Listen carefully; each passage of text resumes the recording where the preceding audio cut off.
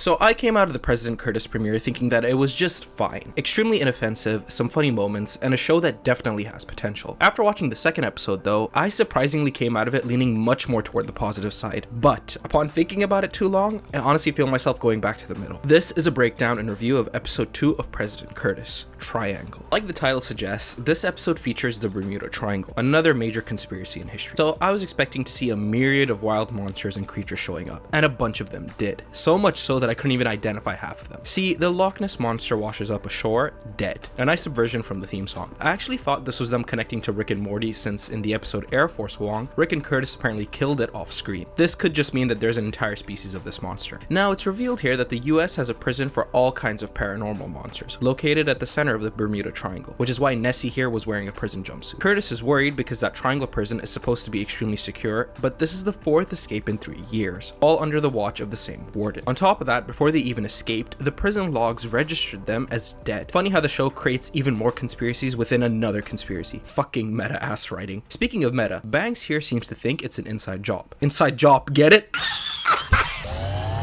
On a real note, I saw a lot of people comparing this show to Inside Job, and I mean, they sorta have the same plot. I never did watch it though because they fucking cancelled it. Let me know down below if it's still worth watching though, because I heard Alex Hirsch worked on it. Also, while you're down there, leave a like and subscribe if you're new around here. Apparently 80% of you who watched the last breakdown are not subscribed. I'm covering the show weekly, and later this month, I'm hoping to release a big Rick Sanchez character recap and analysis video. Subscribe so you don't miss out. Also, as an aside, I apologize if my voice sounds like shit. I am so sick right now. Anyway, they decide to send in Doyle as an undercover inmate in case the warden's also a freak. You know for a fact, if Rick was in this episode, he'd say some meta bullshit line like, oh damn, they're doing a Bermuda Triangle episode and an undercover one? Wow, 2 episodes in, Morty, and we're extremely unoriginal. Someone hire me as a writer for season 10. So Doyle gets himself arrested, and we see a bunch of different cryptids that have been famously cited by someone at some point in the US's history. But wait a second, is that Slender Man?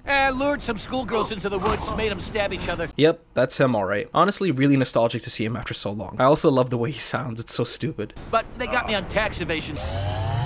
Meanwhile, Banks and Curtis travel over ground. We see that she's nerfed her tech stuff after the whole moon incident, and we see Curtis running on this treadmill. Faster than a velociraptor, but still slower than a baby yeti. Alright, that's f***ed. What kind of monster-ass training has he been doing? Also, I love how he has to pick a specific loadout. The hell is underwater date night? Banks has a bit of an issue with the whole Bermuda Triangle prison and makes a good point. So I should be a dangerous freak, but never a criminal monster. And the difference is? It's a valid point, but later she'll learn how her being the voice of reason here just doesn't work. Sorta. They then arrive at the border of the triangle, which causes major turbulence, so they need to switch planes. And if it isn't Amelia Earhart, she was a famous aviator who became the first woman to fly solo across the Atlantic Ocean. She mysteriously disappeared in 1937 while attempting to fly around the world, which is why she's often connected to conspiracy theories about places like the Bermuda Triangle. The one and only dollface. Wait a second, is that Mabel? Yep, Kristen Shaw is credited in this episode. FDR found her flying in circles and put her in charge of triangle transport. And we get to see even more wild monsters here, including one that looks like the Dune worm. Not the first time this franchise recently referenced Dune. If we make irregular rhythms, you can't hear us under there. He's your dad, not the god of Arrakis. As they're about to parachute down to the prison, Banks says, Huge fan. Thank you for all you've done for Americans and women and lesbians. You're welcome.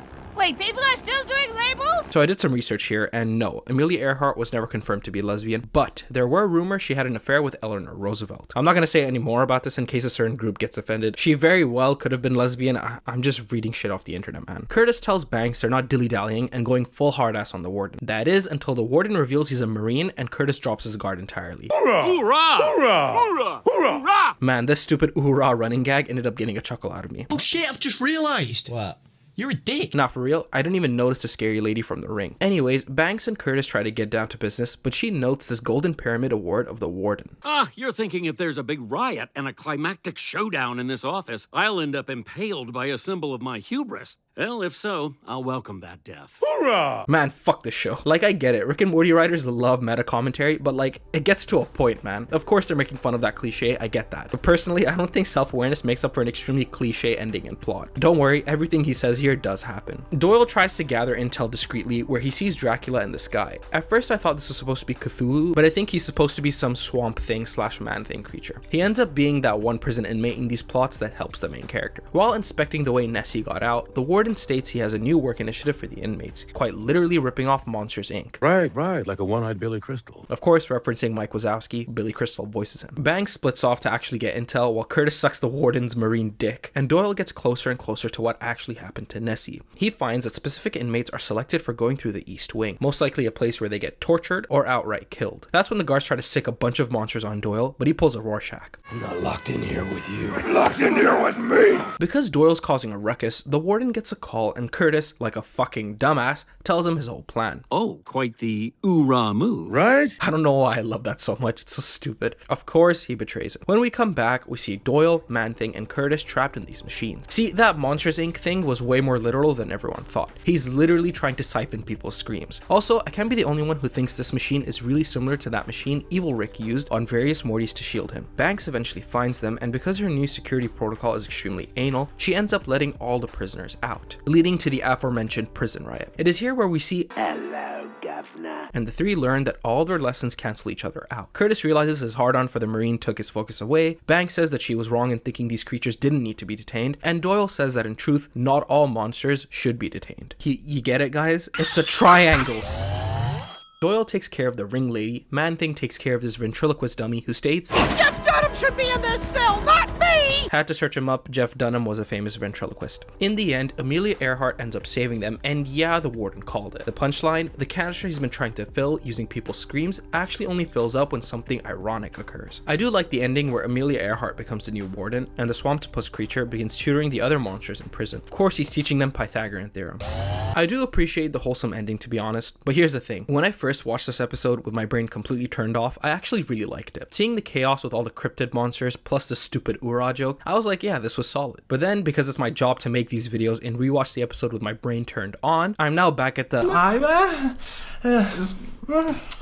But listen, I like when the writers are self-aware a sparing amount, but when that becomes the entire episode, I'm just like, whatever, man. Regardless, I don't want this to sound like I actually hated the episode. I did enjoy it. I still think you can have fun with this one, and this just makes me think there'll barely be any overarching plot. Dan Harmon finally gets what he wants. Less serialized drama, but we'll see if that actually pans out. Plus, don't hold your breath. I know for a fact there's going to be an episode that has to do with the Earth being flat somehow, and there's some projection device that makes it look spherical, or some nonsense like that. Short breakdown this week because there wasn't much to cover, and like I said, I'm really sick right now. If you're new around here, subscribe and leave a like if you enjoyed. I'm covering these episodes weekly as they come out. Let me know what you guys thought about this episode down below. If you want to support me further, follow all my socials, join my Patreon, and consider grabbing my book, The Shattered Absolution. Heavily inspired by the shows I cover, and I want to thank you for watching.